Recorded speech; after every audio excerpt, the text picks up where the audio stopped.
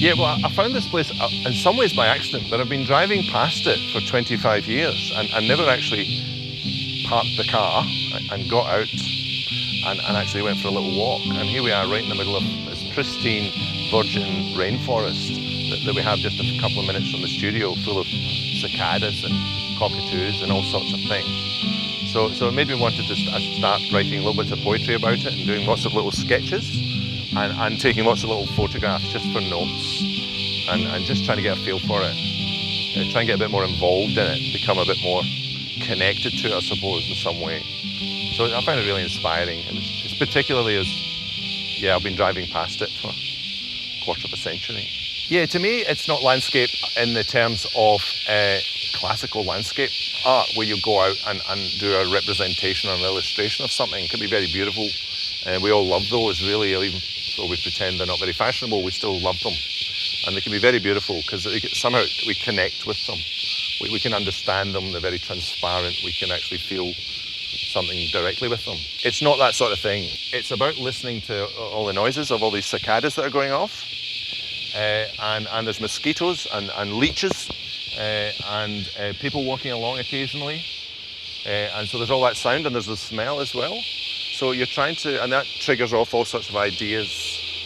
And it's those ideas and those things, I think. So when I say psychological landscape, it's about, it sounds a bit fancy and maybe that's the wrong word for it, but it just means that there's a lot more layers and things. So I'm trying to capture them and not illustrate them. Yeah, of course, there's a huge Australian tradition of going outdoors, you know, and it goes way back from the beginning. Fred Williams is one, I suppose, where he came back from London and told his friends he was going to start painting gum trees, and they all laughed at him. How ridiculous, you know, that was not, you know, that was silly, and yet what wonderful art. You've got other ones like John Mosley, I suppose, coming over from the UK, who does these huge pieces where he goes out into the desert and interacts with the place in all sorts of different ways and relates it back to poetry and relates it back to music and has installations and things like that. So it can go in many different ways. But that process of actually coming out as a non-Indigenous Australian and trying to come to terms with where you're living now and how you react to it and how you use it as an artist is a really exciting thing. The things I'm attracted to are the same things. It doesn't seem to change. It never seems to change. The things are the same. You know, the same rhythms, the same patterns, the same colours and tones, the same way of seeing the world. That doesn't seem to ever change.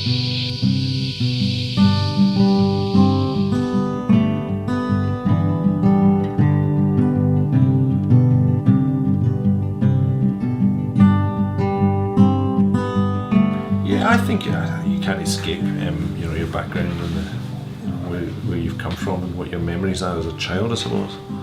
I spent 30 years in Scotland and I've spent 25 years here in Australia, so it's almost even.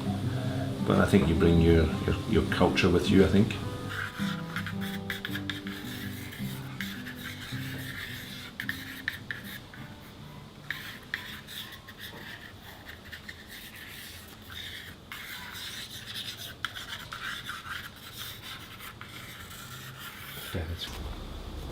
But you've got to take the risk. You've got to take the risk of introducing elements that are quite uncontrolled if you're going to get something that has that element of surprise. So just in a few seconds you can lay something like that down and now the process of what to do with it. And so that's sort of my current working, how I work at the moment with trying to use rhythm.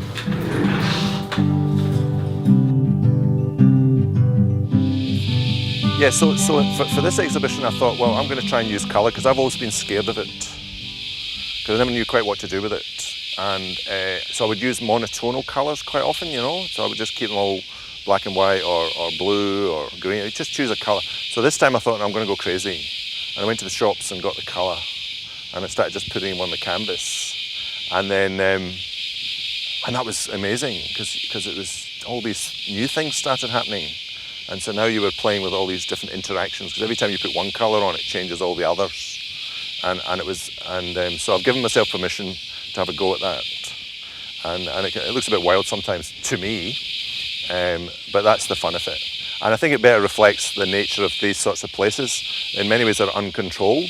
It's nature in its natural state, where all the old leaves and trees and everything just fall down, and there's all these animals and insects and everything all tangled up. And so I quite like that.